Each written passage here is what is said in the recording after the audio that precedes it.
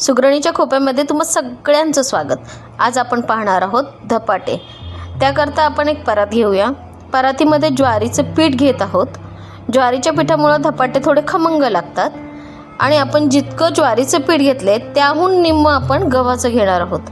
गव्हाच्या पिठामुळे मऊसूतपणा येतो आणि टेस्ट छान लागते।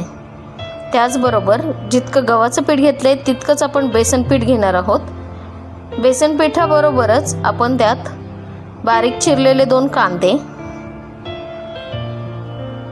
त्याचबरोबर कोथिंबीर आपण भरपूर घालून घेऊया। कोथिंबीर घातल्यामुळे त्याला छान चव येते। आता आपण यामध्ये हळद,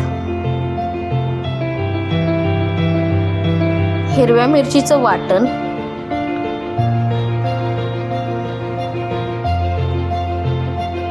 ओवा 1 चमचा। ओव्यामुळे आपल्याला पोटाला त्रास होणार नाही।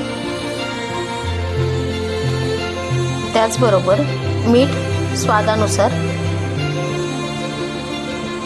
तुम्ही तुमच्या चवीनुसार मीठ घालून घेऊ शकता। आता आपण यात घालणार आहोत हिरव्या मिरचीचं वाटण। या वाटणामध्ये हिरवी मिरची, लसूण, जिरे आणि मीठ घालून बारीक केलेलं आहे।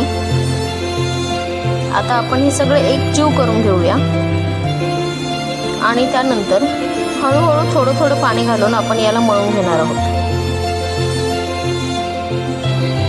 छान एकजीव झाले तर याला थोडं थोडं पाणी घालून आपण मळून घेऊया।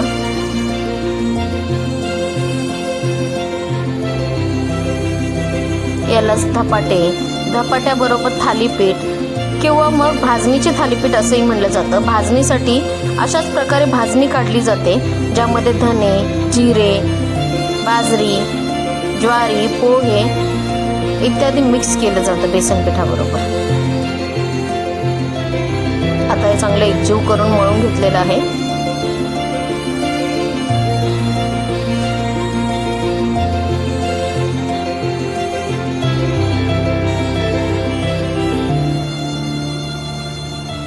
आता याला अर्धा तास भिजत ठेवूया।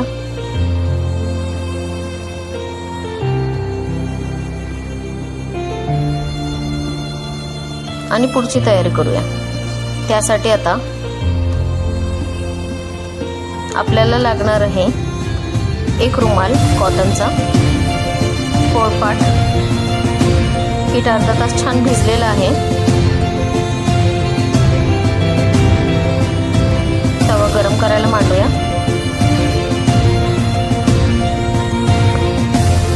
एक रुमाल घेऊन कॉटनचा त्याला ओलं करून घ्यायचं आहे। भाजण्यासाठी तेल, पाणी तापण्यासाठी।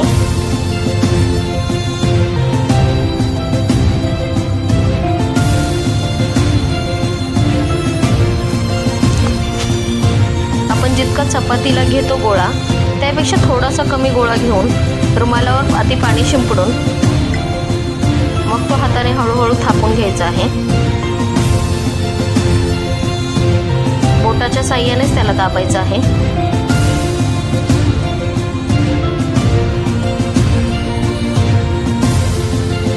आता त्याला होल करून घेऊया मध्ये। हे होल फक्त तेल सोडण्यासाठी असतात आणि तो पूर्ण आतमधून पर्यंत भाजून निघावा म्हणून हे असतात। आता आपण तव्यावरती थोडंसं तेल लावून त्यावर हे धपाटे चांगल्या प्रकारे खरपूस भाजून घेऊया।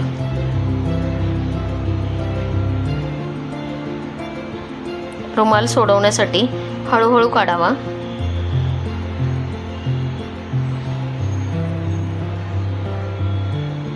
आता दोन्ही बाजूने तेल लावून छान असे खरपूस भाजून घेऊया। बघा तर किती छान रंग आला आहे। अशा प्रकारे तयार आहे आपले थालीपीठ धपाटे, अतिशय सुंदर। आता याला आपण सर्व करून घेऊया। सर्व करण्यासाठी तुम्ही नारळाची चटणी किंवा मग इतर कोणत्याही प्रकारची चटणी तुम्ही याच्यासोबत खाऊ शकता, पण आम्हाला तर हे धपाटे फक्त दह्याबरोबर छान लागतात आणि ते दह्याबरोबरच खावेत, खूप छान लागतात. पहा, आपले धपाटे तयार आहेत.